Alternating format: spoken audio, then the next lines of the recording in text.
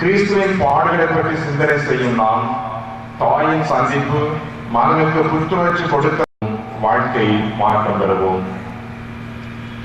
ஆறுதலளிக்கின்ற ஆண்டவரே, துன்பங்களையும் சோதனைகளையும் வாழ்விலே சந்திக்கும் எங்கள் குழந்தைகளுக்கு எமது அன்பான சொல்லால் விட்டு விலகிச் செல்லுகின்றோம். பாடுகளின் பாதையில் சிந்தனை இறை வார்த்தையை கடைபிடித்து வாழ முயற்சி எடுப்போம். தந்தையின் அன்பை பேசுகின்ற ஆண்டவரே, எமது வாழ்விலே இறை வார்த்தைக்கு முதலிடம் கொடுத்து இறை வார்த்தையின்படி நடக்கின்ற மக்களாக வாழ எமக்கு அருள் புரியும். பிதாவுக்கும் சுதனுக்கும் பரிசுத்த ஆவிக்கும் மகிமை உண்டாவதாக. எங்கள் மேல் தயவாயிரும் சுவாமி. சுவாசியுடைய ஆத்மங்கள் சர்வேஸ்வர இறக்கத்தினால் நித்திய சமா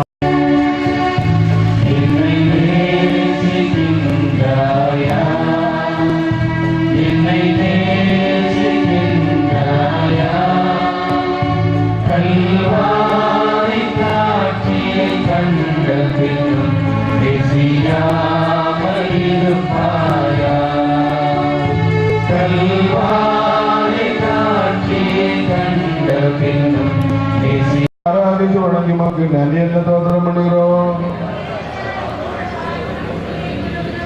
ஆண்டவரே, நாங்களும் எங்கள் குழந்தைகளும் உமது அன்பினை நிலைத்து ஆன்மீக வாழ்விலே அக்கறை கொண்டு செயல்பட உமது அருளை தந்தருளும்.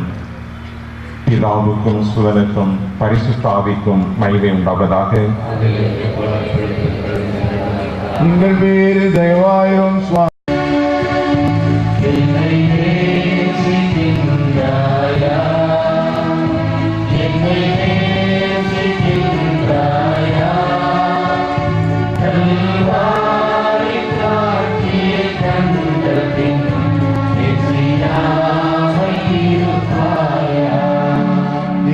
சுவாமி பாடுபட்டு 9ஆம் சலம் திவ்ய இயேசுவே ஆராதித்து வணங்கி மக்கள் நன்றி என்ற தோற்றம் பண்ணுகிறோம்.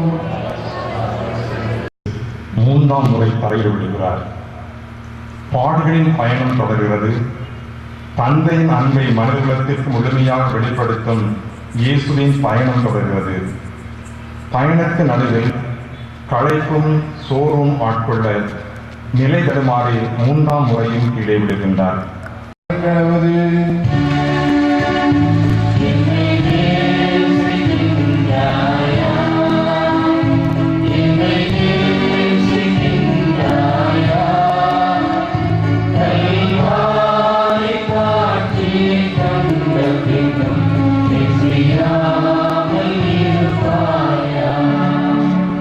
இயேசுநாத சுவாமி பாடுபட்ட 10ஆம் சலம் திவ்ய இயேசுவே ஆராதித்து வணங்கி மக்கள் நன்றி என்ற தோற்றம் பண்ணுகிறோம். இயேசுவின் ஆடைகளை களைகிறார்கள். சிலுவை பாரம் ஏற்று தந்தையின் அன்பை உலக மக்களுக்கு வெளிப்படுத்த வேண்டும் என்று பயணம் மேற்கொண்டவர் தந்தையின் விருப்பத்தை நிறைவேற்ற இதோ கல்வாரி வரை வந்து சேர்ந்து விட்டார். சிலுவையில் அறையும் முன் அவரது ஆடைகளை அகற்றுகிறார்கள். ஆடைகளை அகற்றி அவரை அவமானப்படுத்துகிறார்கள். தந்தையின் அன்பை வெளிப்படுத்த எவ்வளவு அவமானங்கள் ஏற்கின்றார் பாருங்கள். நமது குடும்பங்களில் ஆண்டவரின் அன்பை ஞானசான அருட்சாதனத்தில் உணர்ந்தோம். இறை வார்த்தையிலே நம்மோடு பேசி தந்தையின் அன்பை வெளிப்படுத்தினார். நற்கனை திருவிருந்திலே தந்தையின் அன்பை நம்மோடு பகிர்ந்து நமக்கு அருள் வீரை கொடுக்கின்றார். பாவ சங்கீர்த்தனம் என்ற அருட்சாதனத்திலே தமது இரக்கத்தை பொழிந்து தந்தையோடு நம்மை ஒப்புரவாக்கி உறவை சரி செய்கின்றார்.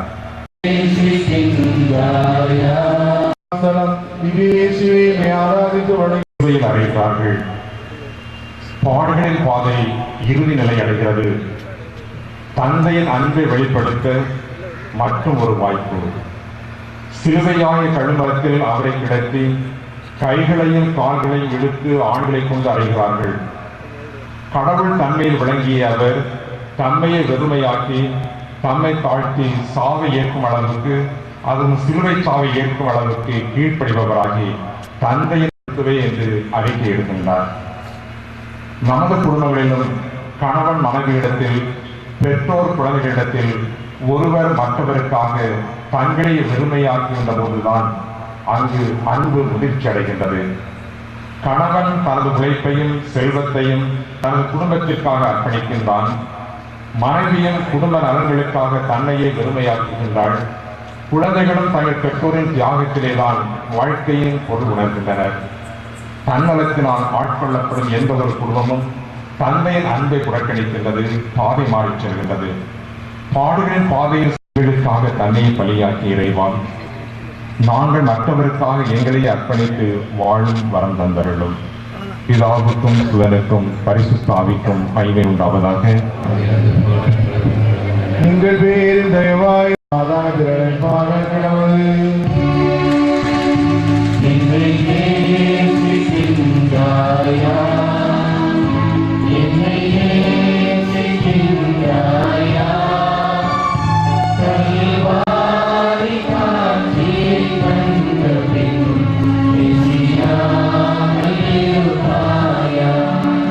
இயேசுநாத சுவாமி பாடுபட்ட 12ஆம் ஸ்தலம். இங்கே இயேசுவை ஆராதித்து வணங்கி மக்கள் நல்ல தோற்றம் பண்ணுகிறோம். இயேசு சிலுவையில் உயிர் விடுகிறார். தந்தையின் விருப்பத்தை நிறைவு செய்து தந்தையின் அன்பை வெளிப்படுத்த வந்தவர் தந்தையால் கைவிடப்பட்டவராகவும் உலகில் வாழும் மனிதரால் ஏற்றுக்கொள்ளப்படாதவராகவும் விண்ணிற்கும் மண்ணிற்கும் இடையே சிலுவையை தொங்குகிறார். கல்வாரி மலையிலே கல்வ நடுவில் வெறுமையாக சிலுவையை தொங்குகிறார். தன் ஒரே பேரான மகனை அழிக்கும் அளவுக்கு கடவுள் உலகி மீது அன்பு கூர்ந்தார் என்பதை உணர்த்திவிட்டார். தன் நண்பர்களுக்காக உயிரை கொடுப்பதை விட மேலான அன்பு இல்லை என்று கூறியவர் நமது சமுதாயத்திலும் ஒருவருக்கு ஒருவர் அன்பு செய்து உதவி புரிந்து வாழும்போது ஆண்டவரின் அன்பு முழுமை பெறுகிறது. ஆதி கிறிஸ்தவ வாழ்வும் இதற்கு சான்று. ஆனால் சமுதாயத்தில் நாம் பாதை மாறிச் செல்கின்ற போது தன் நண்பர்களுக்காக உயிரை கொடுப்பதை விட மேலான அன்பு வேறு இல்லை. கிறிஸ்துவின் சிலுவை மரணம் நமக்கு வழி, நமது மீட்பு என்பதை உணர்வோம். நமது தவறான வாழ்க்கை பாதையை உணர்ந்து மனம் திரும்புவோம், வாழ்க்கையை மாற்றம் பெறுவோம். பாவம் செய்தேன் என்று உருக்கமுடன் பாடுவோம். ஒரு தருணம் கர்த்தாவே, உம்முடைய ஜனத்தின் பாவங்களை பொறுத்தருளும்.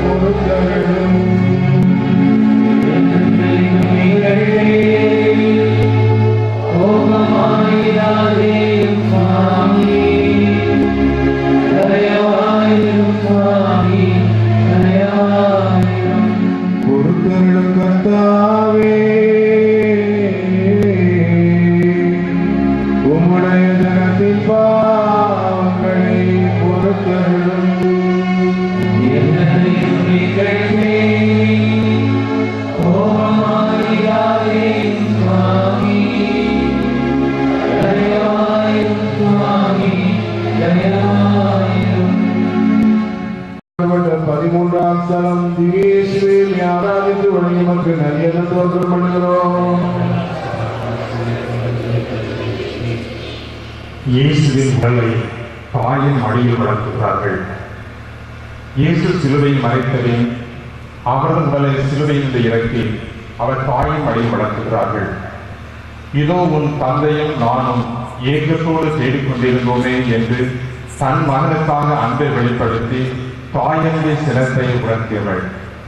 இறந்த பின்னும் தன் கடமையில் தவறாது தன் மடியில் ஏற்கின்றாள். உமது உள்ளத்தை ஒரு வாழ் ஊடுருவு என்பதுதான் எவ்வளவு உண்மை பாருங்கள். துன்பத்திலேதான் பெற்றெடுத்தாள், இறப்பிலும் துன்பத்தின் துணை நிற்கின்றாள்.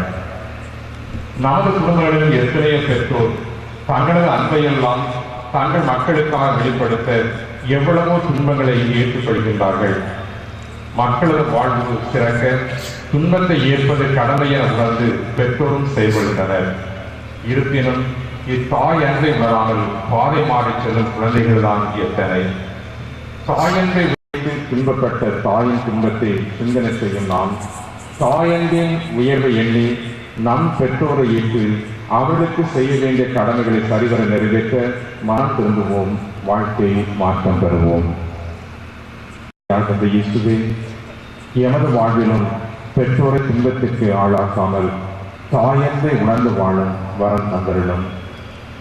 பிதாவுக்கும் சுவனுக்கும் பரிசுத்த ஆவிக்கும் மகிமை உண்டாவதாக. ദയവായും സ്വാമി സ്വാസിയുടെ ആത്മകൾ സർവീസ് സമാധാനങ്ങളെ പാതക്കിടവേ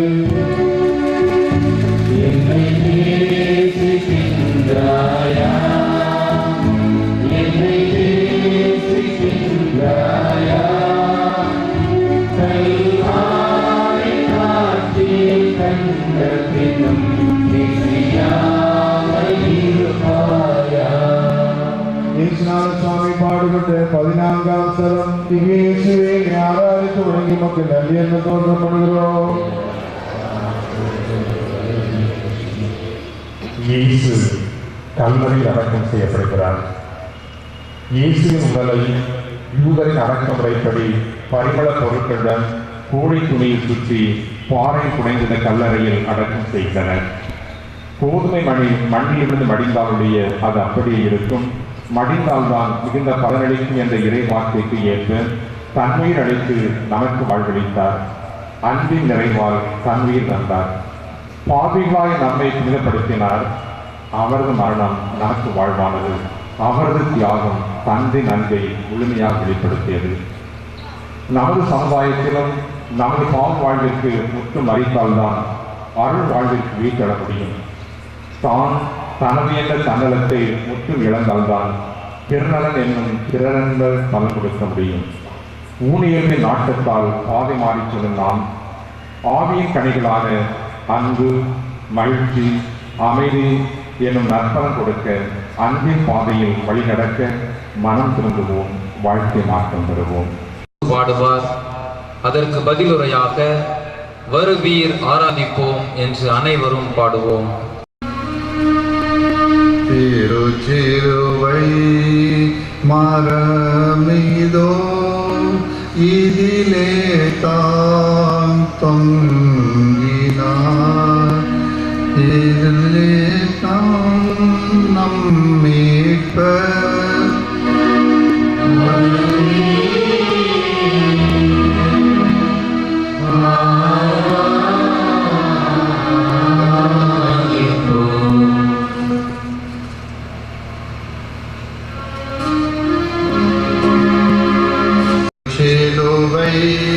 மரமிதோ இதிலே தான் தொங்கினார். உலக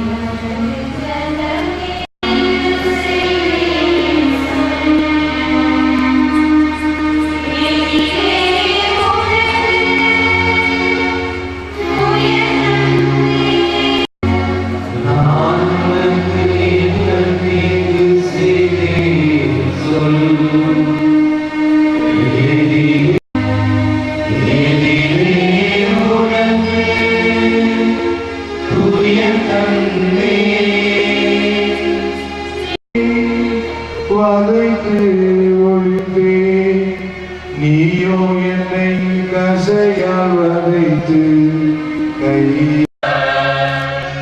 நானே உனக்கு முன்பாக கடலை திறந்து வழி செய்தே நீயோ எனது விழாவை நாளே திறந்தாய்.